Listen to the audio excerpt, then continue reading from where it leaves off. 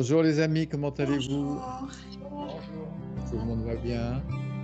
ça va bien? Bon, ça va? Ouais. bon, on est calme. Tout le monde est calme?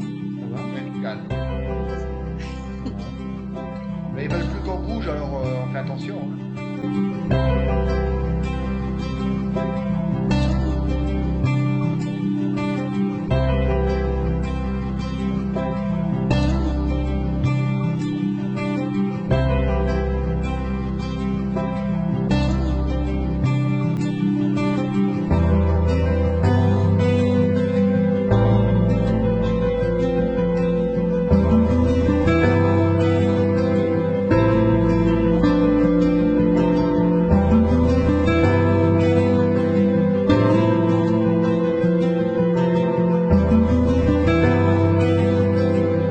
L'intensité des choses baisse un peu plus.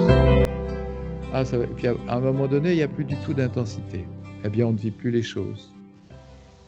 On parle de grand amour, extraordinaire, je suis follement amoureux de cette personne. Bien, une bonne fée passe par là, et puis elle enlève de l'intensité. Ça, c'est pas Voilà. bon. Voilà, bon, alors c'est pas une bonne fée, mais voilà, moi c'est l'exemple de Jean-Marc qui nous en parlait dans une vidéo. Il aimait beaucoup une jolie jeune fille. Puis voilà, il s'est aperçu qu'elle faisait des fautes d'orthographe et puis hop, son sentiment s'est volatilisé et il éprouvait plus rien. Ben, l'intensité de la passion s'est envolée. Il n'y a plus rien. Voyez l'intensité? Elle est là tout le temps. Vous voyez, je peux parler très fort, je peux parler moins fort, si je mets plus d'intensité dans la voix, vous ne vivez plus rien. Vous voyez, la puissance, la sensibilité et la lucidité, la puissance est là. S'il n'y a plus de puissance dans un état d'être, vous ne le vivez plus. Vous voyez, c'est pas rien. Mais on Et a dans l'idée que l'intensité, c'est la vie, ça fait partie de la vie, parce que c'est très réactif, et que s'il y en a moins ou beaucoup moins, on va aller dans une petite routine, voilà, de quelque chose de très calme et de pas très vivant, en fait. C'est ça qu'on a dans l'idée de l'intensité. oui, tu as raison. Oui, c'est ça qu'on a dans l'idée. Et il est vrai que si la vie devient une routine, l'intensité des choses, la saveur des choses baisse. Il y a cette espèce de déjà-vu, voyez. C'est ça qui tue, je dirais, la connexion et la relation avec la vie. Parce que vous pouvez vivre un instant de vie, le même petit chemin, la même petite route que vous empruntez tous les jours. Si vous êtes en connexion véritablement avec la rue, avec le chemin que vous empruntez, il n'y a aucune routine du tout. Si vous êtes connecté à votre mémoire en disant ah là là, ah ouais, encore les gens, encore ceci, encore ça. Oui, là évidemment, ça va être la routine. Vous allez vivre un sentiment de routine. Mais si vous êtes ouvert à l'intérieur, voyez, on parlait d'ouverture au début, et que vous vivez l'instant présent avec cette ouverture à l'intérieur de vous, il n'y a pas de routine. Vous vivez l'instant et vous vous rendez compte que aucune journée ne se ressemble. Il y a toujours quelque chose de nouveau, il y a toujours une lumière nouvelle, des couleurs nouvelles, des gens, vous voyez. C'est notre connexion à la mémoire, et au sentiment de se dire je connais, voyez. Ça, je connais la personne avec qui je vis, je connais mon appartement, je connais ceci, voyez. Quand on est dans cette réflexion intérieure de je connais, là on est mort. Ouais, c'est ce que je te disais tout à l'heure, ça dépend comment on vit les choses, l'instant, la présence. Si tu vis dans la présence, tu vois toujours quelque chose de nouveau. Enfin, quand tu regardes, tu n'es pas obligé de voir toujours la même chose. C'est cet instant que tu vis. Moi, quand je sors, je vois tout le temps des choses différentes. Je suis dans mon jardin, il y a des choses, je vis des instants, je vois des choses que je ne vois pas, voilà, auxquelles je ne prêtais pas attention. C'est que toutes tu ces choses découvres. quand je discute avec vous, je vous regarde, mais je vois des choses tout le temps différentes dans vos paroles, dans vos façons de vous comporter, de dire les choses. Il y a toujours quelque chose de différent. Si tu regardes toujours de la même façon les choses, c'est de la routine, tu t'ennuies. Et puis t'es mort, quoi. Tu les, enfin, tu les vis plus avec intérêt, ces choses-là. Oui, si on part dans l'idée je connais, je vais au travail, le bus que je vais prendre, le chemin, les gens ici et là, on est dans la mémoire, on est dans le schéma, on est dans le double. Vous voyez, on parlait du double tout à l'heure. Vous êtes dans le double de votre expérience. Et là-dedans, il y a pas de connexion, il n'y a pas de relation. Et on ne vit pas la chose pleinement, Dans la véritablement, présence. dans la On la vit pas dans présence. la. Alors, tu parlais tout à l'heure, Pascal, de oui, l'intensité donne l'impression qu'on est vivant. Mais on peut vivre le calme très différemment. Et notre sensibilité va goûter les choses de façon très différente, voyez, même en vieillissant. En vieillissant, l'intensité, on la met un peu de côté, vous voyez. Voilà, ça c'est dans la nature des choses. Mais on peut vraiment ouvrir notre esprit et notre sensibilité et apprendre, je dirais, apprendre, oui, apprendre à apprécier les choses de façon vivante. Vous voyez. Avant, ce qui nous faisait bouger, c'était, j'avais dans la tête quelque chose d'intense. Ah, je vais aller là-bas, c'est intense. Je vais aller là-bas, c'est intense. Là, c'est intense. Là, c'est pas intense, j'y vais pas. Vous voyez, on allait aux endroits les plus intenses. Bon, on veut de l'intensité. Mais bien, on a un corps et le corps change. Et puis, au fur et à mesure du changement du corps, eh bien, les choses changent aussi en nous. On apprécie les choses très différemment. Que devient une rage de dents dès lors que l'intensité de la douleur a disparu? Dans le fond, ce que l'on souhaite lorsque l'on souffre beaucoup, c'est bien que la puissance de l'intensité diminue, n'est-ce pas? Ôter l'aspect intensité à un état d'être, une sensation, un sentiment, une réflexion intellectuelle, et il disparaîtra totalement du champ de votre conscience.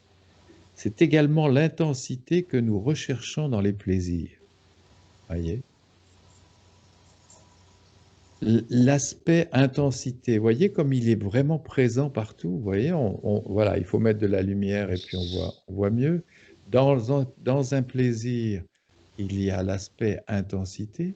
Voyez, euh, lorsque on souffre, on a cette intensité, on diminue l'intensité et ça va mieux. Voyez, c'est véritablement un aspect de la vie qui fait partie de la Trinité. Le cerveau physique a en lui-même d'innombrables espaces vierges, de la matière vierge en laquelle des courants électriques nerveux viennent former des neurones, de nouvelles structures. Des liens ou synapses se créent entre les neurones pour former de véritables filets cérébraux. Sur les plans psychiques, le même phénomène se produit. Sous l'impulsion du rayonnement des états vivants vécus, des circuits de mémoire s'impriment dans une matière vierge, mentale, psychique, pour former des trames de mémoire, des filets lumineux. C'est intéressant ce qui se passe dans le cerveau parce que c'est le même phénomène qu'il se passe sur les plans psychiques. Voyez? Dans le cerveau, il y a des espaces vides, mais il y a aussi des neurones. Et des neurones par des genres de fils qui vont se connecter à d'autres neurones. Ces liens, on les appelle les synapses. Et ce sont ces liens créés entre les neurones qui vont former une structure neuronale. Il y a des connexions dans le cerveau, mais il y a des connexions aussi sur le plan psychique. Et on devient conscient d'un lieu, d'une personne, dans une expérience, grâce à ces connexions. Ça, on va le voir de plus en plus au fur et à mesure, mais c'est déjà bien de le comprendre. Lorsque nous parlons du domaine spirituel, une lumière en vous se focalise dans votre dimension intérieure. Et ce phénomène de perception, puis une autre perception, puis une autre perception, des connexions vont se faire entre ces perceptions, voyez, et ça va vous donner de plus en plus une vue claire et synthétique de ce que vous regardez, voyez. Vous allez devenir de plus en plus conscient, consciente de ce que vous voyez, grâce à ces perceptions qui laissent une trace et à ces connexions qui se font entre ces traces laissées. Nous pouvons avoir une conscience physique du monde, une conscience émotionnelle du monde, une conscience intellectuelle, grâce à ce phénomène de perception et de connexion, mais nous pouvons aussi avoir une conscience spirituelle maintenant. Lorsque votre lumière se porte sur quelque chose, s'il y a eu des regards, eh bien vous avez une lumière synthétique qui est là et qui est la résultante de perceptions qui ont laissé des traces. Ces traces se sont connectées et vous avez une lumière évidente. Vous dites, ah bah oui, ah bah je vois. Voilà, c'est clair. Il est dit, Dieu a créé l'homme à son image. Voyez, ce que l'on va constater dans notre corps physique, va nous aider à voir ce qui se passe au-delà du corps physique, au-delà de la matière. Et ce phénomène de connexion, c'est présent à tous les niveaux. Il y a qu'on a un cerveau, évidemment, au niveau de la tête. On a aussi un cerveau dans le ventre, on pourrait dire le cerveau de nos instincts, et on a des centres nerveux dans le corps physique un peu partout. Et il y a des gestes que nous faisons qui ne sont même plus pensés, mais qui se font mécaniquement. Voyez ce phénomène? Vous percevez une chose, ça laisse une trace. Vous percevez autre chose, ça laisse une autre trace. Et des connexions vont se faire entre ces traces. Alors, il va y avoir beaucoup de perceptions, beaucoup de regards. Si on ne regarde pas, évidemment, il n'y aura rien. Voyez, on peut vivre toute sa vie avec le social, la famille, tout ça, et puis on ne regardera rien, on ne comprendra rien. Il n'y aura aucune connexion, il n'y aura aucune conscience. Voyez, les gens peuvent mourir dans une totale obscurité intérieure. Bien. Mais si maintenant on porte notre regard à l'intérieur, alors il va se passer des choses, dont ce phénomène de prendre conscience. Sous l'impulsion du rayonnement des états vivants vécus, des circuits de mémoire s'impriment dans une matière vierge, mentale, psychique, pour former des trames de mémoire, des filets lumineux. Oui, il y a de la matière vierge en nous. Il y a des circuits de mémoire, mais à côté de ces circuits de mémoire, il y a une matière qui est totalement vierge et qui est en attente de recevoir une impulsion. Voyez, ça marche par électricité. Dès que cette matière a été touchée, hop, un circuit de mémoire se crée. Voyez, il y a donc une matière vierge en attente d'être imprimée.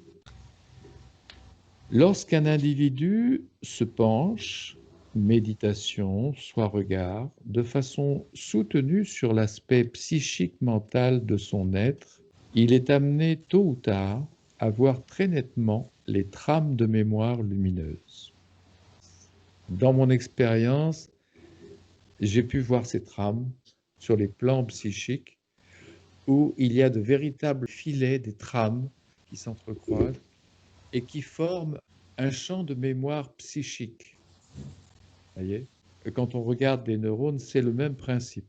Les neurones créent des connexions et ça se connecte, et ça fait un genre de filet.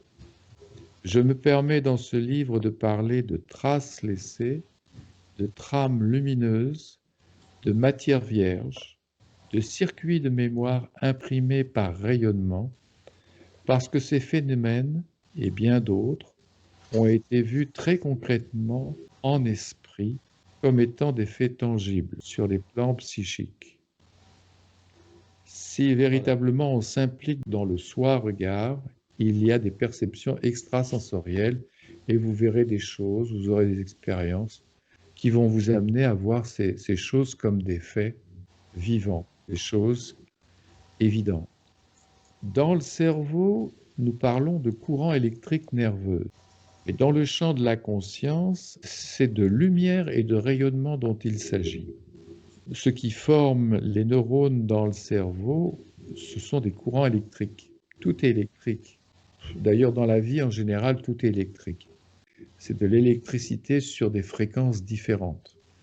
Le courant électrique est, sur le plan de la matière, une manifestation de l'énergie universelle, une manifestation de sa puissance. On va parler d'électricité sur le plan physique, et sur le plan psychique, mental, on va parler de lumière. On parle de lumière de conscience, qui est de la puissance et qui est une forme d'électricité aussi, si on peut dire. Mais sur une fréquence, évidemment, qui n'a rien à voir avec la fréquence électrique qu'on a dans notre système nerveux, qu'on a dans notre prise électrique. Vous voyez, mais c'est le fond, la nature de la puissance, c'est l'électricité. C'est électrique. Bien. C'est lui qui donne vie aux machines que l'homme invente, et c'est finalement de l'électricité subtile qui anime le corps humain. Ce qui est rigolo, c'est qu'on a créé des machines qui marchent grâce à l'électricité, mais le corps humain, lui aussi, marche à l'électricité. Vous voyez ?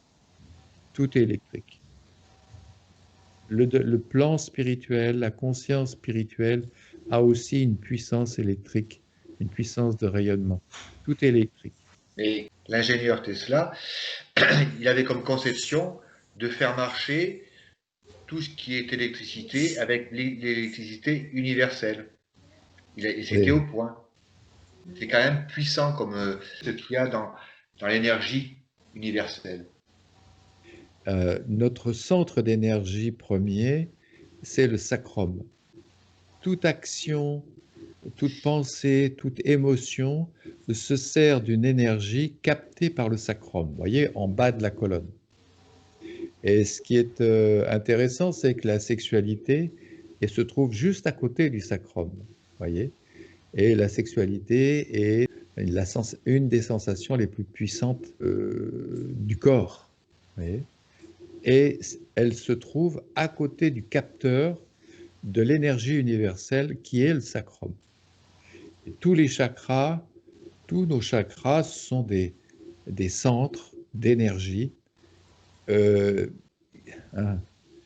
qui transmutent l'énergie. Voyez, on a le sacrum en bas de la colonne et on a d'autres chakras au-dessus. Et à chaque fois, l'énergie transmute et se transforme sur un autre plan et dans une autre forme d'énergie. Voilà, bon. Alors, c'est intéressant à regarder, vous voyez. Mais ce qui est intéressant dans les chakras, c'est les formes différentes que peut prendre l'énergie. Vous voyez, l'énergie peut se manifester au travers d'un arbre, au travers d'une plante, au travers de l'eau, au travers du vent, au travers de la lumière, au travers d'un corps physique, voyez. L'énergie universelle est partout. Le courant électrique est sur le plan de la matière une manifestation de l'énergie universelle, une manifestation de sa puissance. C'est lui qui donne vie aux machines que l'homme invente et c'est finalement de l'électricité subtile qui anime le corps humain. L'énergie universelle est de l'électricité, mais infiniment plus subtile. Elle anime toutes les créatures et formes de vie. Bien que l'homme ait compris comment le produire, le courant électrique est insaisissable. Il est un rayonnement, un champ magnétique généré par le mouvement. Tout mouvement est susceptible de créer un courant électrique, de l'énergie. On rentre dans des choses là. Qu'est-ce qu'un mécanisme sans électricité? C'est une structure inanimée, incapable de réaliser ce pourquoi elle a été conçue. On va comprendre que tout mouvement crée de l'énergie. Quand je fais tourner une manivelle, voyez, je crée de l'énergie. Mais quand dans ma tête, les pensées se mettent à tourner, elles créent de l'énergie. Et cette énergie crée des formes. C'est pas juste de l'énergie, voyez. Je m'en mêle. C'est aussi une forme créée. Lorsque on crée un mouvement, voyez, quand je fais tourner ma main comme ça, cette énergie détermine une forme dans l'espace. Eh bien, lorsque vous pensez, vous créez des formes psychiques dont vous êtes responsable puisque vous êtes le créateur de cette forme psychique. Et elle vous court après, cette forme psychique. Si vous avez pensé beaucoup à quelque chose, essayez de vous arrêter comme ça à la seconde. Imaginons que vous avez pensé des heures et des heures sur un projet, que vous vous dites « Ah ben non, finalement je ne le ferai pas, tiens ». Vous n'allez pas arrêter la machine comme ça. La forme pensée a été vitalisée, énergifiée, et elle est là, elle est présente en vous, voyez. Vous créez des formes. Et on comprend un petit peu, là, dans ce qu'on vient d'aborder, pourquoi on ne peut pas arrêter le mental comme ça. Parce que le mental, c'est de l'énergie, c'est de l'électricité, c'est du mouvement. Et ce mouvement, une fois qu'il est lancé, eh bien, on n'a pas l'interrupteur pour l'arrêter à la seconde. Vous voyez, ce n'est pas une machine physique.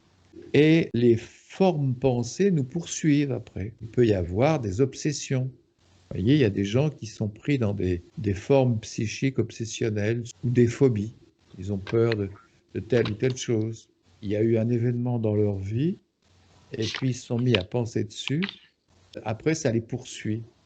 Et ils gardent une phobie. J'avais une phobie. Qu'est-ce que j'avais comme phobie? J'avais vu un film avec un scorpion. C'était quelqu'un qui se faisait piquer par un scorpion. Et ça m'a poursuivi pendant des années. J'avais tout petit, hein, j'étais petit. Et j'ai eu très peur des scorpions à cause de ce film, voyez. Mais c'est quelque chose qui m'avait imprimé dans mon émotivité et à laquelle j'avais pensé. Vous voyez, c'est très intéressant ce paragraphe parce qu'il vous dit attention, vous êtes de l'énergie. Quand vous pensez, vous manipulez de l'énergie. Et cette énergie, lorsque vous la manipulez, elle crée des formes. Et ces formes prennent de la puissance. Vous voyez, on parlait d'intensité tout à l'heure. Ça va faire un peu sourire, mais si vous voulez de l'intensité, et puis qu'on fait juste ça, il faudrait frotter un peu plus fort quand même. Vous voyez, il faudrait qu'on frotte un peu plus fort. Ah voilà, là maintenant je le sens. Vous voyez, qu'est-ce qu'on fait? On crée un mouvement, un frottement. Il y a de l'électricité, il y a une intensité. Plus on frotte fort, et plus l'intensité augmente. Alors il y a des gens qui aiment beaucoup manger. Ils mangent, ils mangent, ils mangent. Ils veulent de l'intensité, ils veulent de la puissance, mais bon. Après, ils sont pris dans un phénomène d'addiction. Ce qui est intéressant dans ce qu'on a lu jusqu'à présent, c'est que lorsqu'on touche au mental, on aborde à un moment donné la puissance, l'intensité, l'énergie, et on comprend comment les êtres humains que nous sommes, dépassés par notre mental, par la puissance que nous lui avons nous-mêmes octroyée en pensant à répétition. Voyez ? Mais il faut parler de cet aspect. Il faut parler de cet aspect parce que vous êtes de l'énergie, vous êtes de la puissance. Et tout ce que vous faites, que ce soit dans l'émotionnel, que ce soit dans le mental, que ce soit dans le physique, c'est de la puissance, c'est de l'énergie. De toute façon, on fonctionne comme ça. Hein. Nos cellules fonctionnent comme ça. Toutes nos cellules fonctionnent comme ça. Avec l'énergie, que ce soit les cellules du cerveau, les cellules, toutes nos cellules. Oui, notre relation avec le monde. Tout fonctionne avec l'énergie. Ah, Et c'est l'intensité de ce qu'on a créé dans le mental et c'est lié à influence sur notre âme. C'est ça. Et oui. C'est l'âme qui commence à souffrir.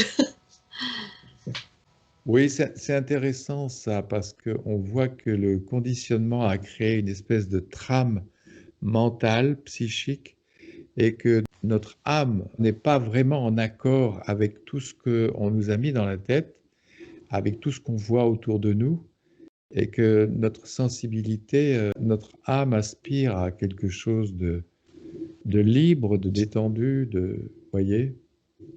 Quand c'est trop mécanisé, quand c'est trop cloîtré, fermé, il y a quelque chose au fond de nous qui est malheureux. Et il faut faire un petit espace où il faut devenir comme un témoin pour ne pas avoir cette intensité qui nous soumet. Oui, déjà, être dans l'éveil, prendre conscience et observer le corps. Comme on l'a dit en début de discussion, observer le plexus, notamment le ventre et le plexus, voir lorsque on est dans les pensées, les malaises ou les pensées un petit peu négatives, les choses comme ça, où il y a du moi. Prendre conscience du corps. Le corps nous indique tout de suite lorsqu'on est dans une fermeture ou lorsqu'on est dans une ouverture. Si tu fais attention à ton corps, tu vas voir que ton corps se ferme à cause de ces projections mentales. Et si maintenant tu fais attention à ce plexus et que tu essayes de prendre du recul sur le mental et les pensées, laisse le plexus s'ouvrir, tu vois. Eh bien, tu vas déjà te sentir beaucoup mieux, beaucoup mieux. L'âme ressent le corps. Lorsque le corps se ferme, l'âme ressent la fermeture du corps. Et le corps, c'est quelque chose d'intense, on parlait de puissance. Lorsqu'on a un corps qui est fermé et qui est dans le stress, dans l'inquiétude, parce que c'est chimique dans le corps physique, ces troubles sont chimiques, c'est de la chimie dans le corps physique.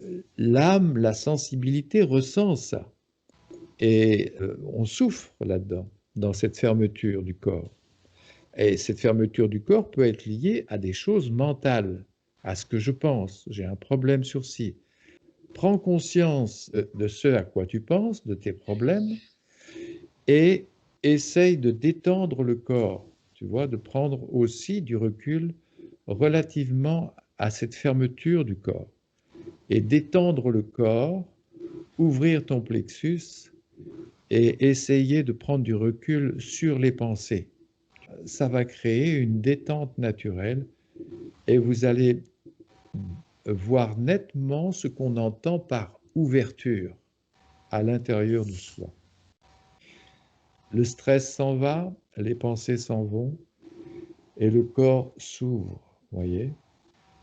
Eh bien, on va apprécier de vivre dans l'ouverture du corps.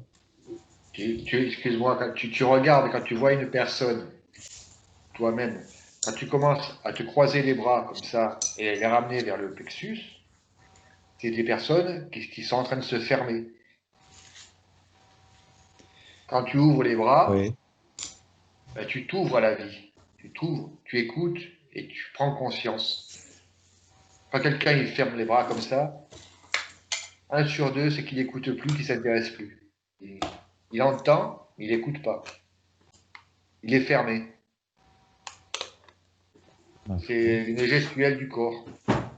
Oui, oui, oui, il y a certainement des signes physiques, oui.